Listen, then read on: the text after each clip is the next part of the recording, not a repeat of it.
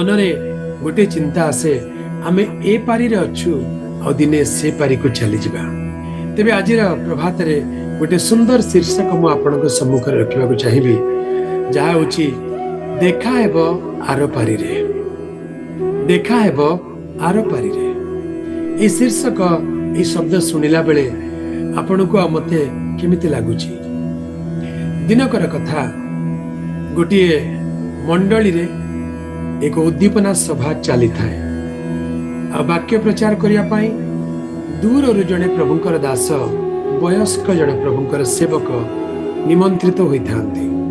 से मंडली सान बड़ युवा युवती समस्ते तांकर वाक्य सुनिया पाई आग्रह रे एकत्र होतांती। से गहली भितरे दिने संध्या बेले दुई जण युवा टीनेजर से माने गिरजाघर भितरे पहुंची।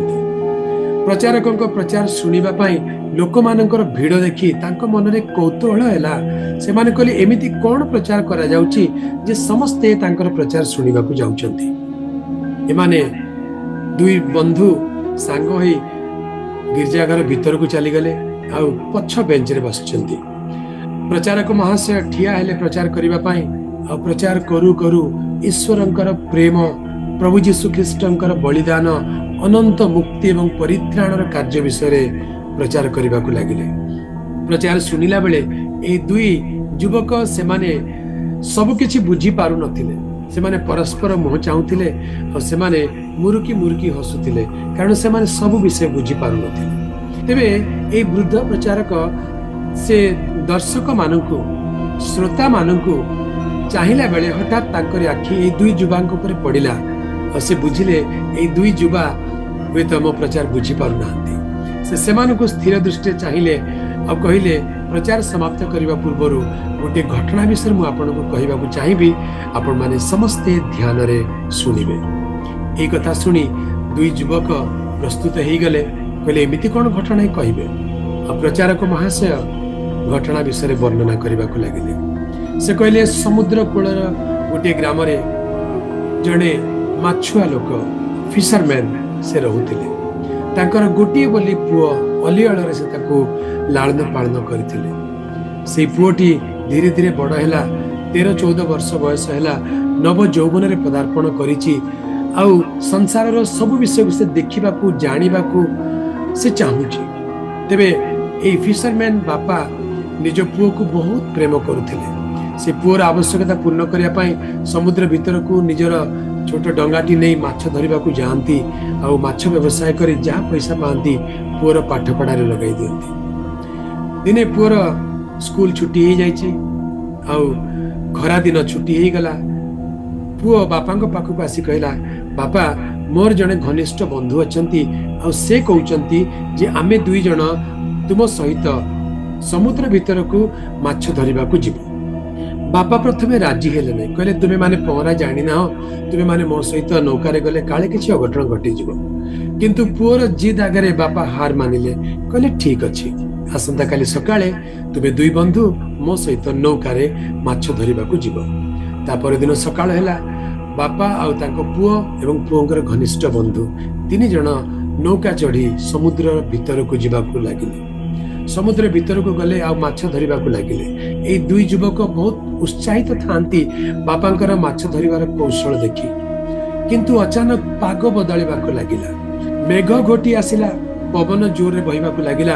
आ बापा जानी गले जे वर्तमान झड़ तूफान आरंभ हो जिवो। से माने समुद्र भीतर थिले, तेणु बापांक मन चिंतारे घारी हैला। से कहले पिला माने शीघ्र हमको कूल को जीवा को पड़िबो, कारण झड़ तूफान आसुची। जदि झड़ आसी जीवो ताले मु जाने ना आमे केमिति कूल रे पहुंची परिबा। तुमे तो पहरा भी जानिना। तेबे से माने शीघ्र शीघ्र कूल आड़ को आसबो चेष्टा करूचंती, किंतु दुखर कथा जे कूल को पहुंचीबा पूर्वरु झड़ से मानकु निजर आघोष मध्य को नहीं गला। और से माने से नौका रे थांती झड़ तूफान भितरे बड़ बड़ प्रचंड तरंग उठु थाए। आ नौका भितर पानी पशिबा को लागिला, नौका संभाळिबा कष्ट करबा को लागिला। बापा बहुत व्यस्त हेले, उद्विग्न हेले। से कहले दुई जण जुबा माने पहरा जानी नाहंती, जदि नौका बुडी जुए मानकर कोन हेबो। बापांक मन चिंतारे व्यस्ततारे आ बहुत घारी होताए। सेते बेले दुई जण जुबा भयर चित्कार करते बापा किछि कर हमको रक्षा कर आमे बुड़ीबा को चाहुनु आमे मरिबा को चाहुनु किंतु बेलकु बेल समुद्रर अवस्था आहुरी कठिन हेबाकु लागिला शेषरे से नौका भितर गोटे लाइफ जैकेट थाए से लाइफ जैकेट को धरी बापा चिंता कले ए लाइफ जैकेट मु काहा को देबी मो निजर पुओ को देबी ना पुओर घनिष्ठ बंधु को देबी से दुई जन को भितरे काहा को देबी बोली चिंता करू करू एक निष्पत्ति शीघ्र नेबा दरकार थिला और से गोटे निष्पत्ति नेले से निज पुओ को अनाइले कहले पुओ रे मु जाने तू प्रभु यीशु को विश्वास करू और जदि भी आज किछि अघटन घटी जाए और तू आज जदि समुद्र बुड़ी भी जाऊ तेबे आर पारी रे प्रभु को कोल रे तू पहुंचीबू किंतु तोर बंधु जनक से प्रभु यीशु को जाने नाही तेणु ए लाइफ जैकेट मु ताकू देउची से बंचिबा दरकार प्रभु को जानिबा दरकार ताहेले से आर पारी रे पहुंची पारिबो और जदि आज हमर किछि हे जाए आमे आर पारी रे प्रभु को सहित देखा करबा एतिकी कहला बेलकू गोटे बड़ ढेउ आसिला और नौकाटी उलटी गला पुअर बंधु से लाइफ जैकेट पिंधिथिले बोली से भयंकर झड़रू रक्षा पाई गले बापा पुओ दुहे समुद्र भितर हजी गले प्रचारक जनक एतिकी कहला बेलकू तांको कंठ बाष्परुद्ध हो गला तांकर आखि लुह छळ छळ हो गला किछि समय से नीरव हेले समस्त मंडली लोक माने स्तब्ध होई थांती आउ सेते बेले प्रचारक जनक कहिले वास्तव में स्वर्गर पिता परमेश्वर आब्बा पिता से आम मान को केते प्रेम कले आम मान को बंचाइबा पई तांकर एकमात्र अद्वितीय पुत्र को दान कले आज जदि आपण से प्रभु यीशु ठारे विश्वास करिवे आपण विनष्ट न होई अनंत जीवन पाइबे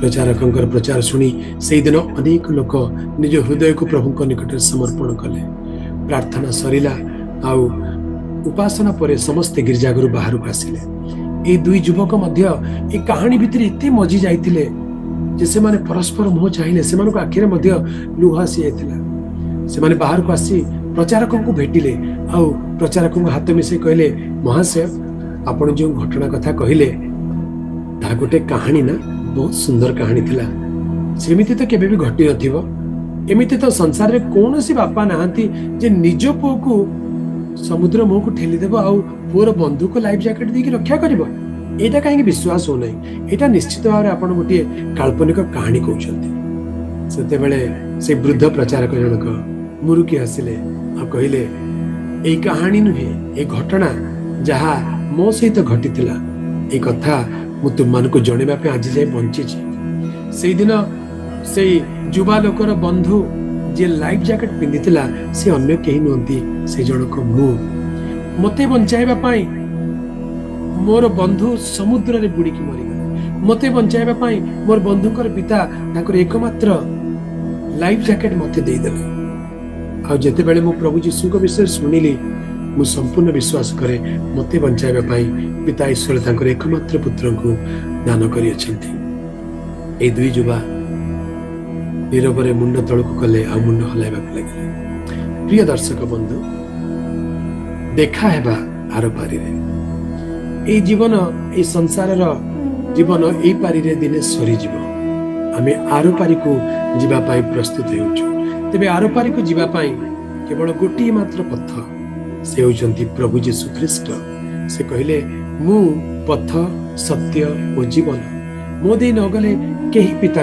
निकट को जाई पारे नहीं जो दिन प्रभु यीशु ख्रीष्ट क्रूस उपरे टंगा जाइतिले जगतर पाप को बहन करी कालबरी क्रूस रे आपण प्राण देउथिले से दिन ताहांक सहित क्रूस रे टंगा जाइतबा जणे चोर मध्य यीशु को प्रभु बोली स्वीकार करी कहले प्रभु आपण निज राज्य रे प्रवेश कले मते टिके स्मरण करिवे आ प्रभु यीशु ताहांको आश्वासन देकी कहले आजी तुमे मो सहित पारादीस रे उपस्थित हेब आर पारी रे देखा हेबा ए जगत क्षणिक अटे अलिक अटे एई अछि एई नाही मनुष्यर जीवन एबे अछि एबे नाही किंतु जो माने प्रभु यीशु ठारे विश्वास करती एई अलिक जीवन समाप्त हेले मध्य अनंत जीवन ईश्वर राज्य रे प्रवेश करिवार सौभाग्य लाभ करती आपण कोन प्रभु यीशु को निज जीवन रे त्राणकर्ता रूपे ग्रहण करि अछंती कि तेबे निश्चित आपण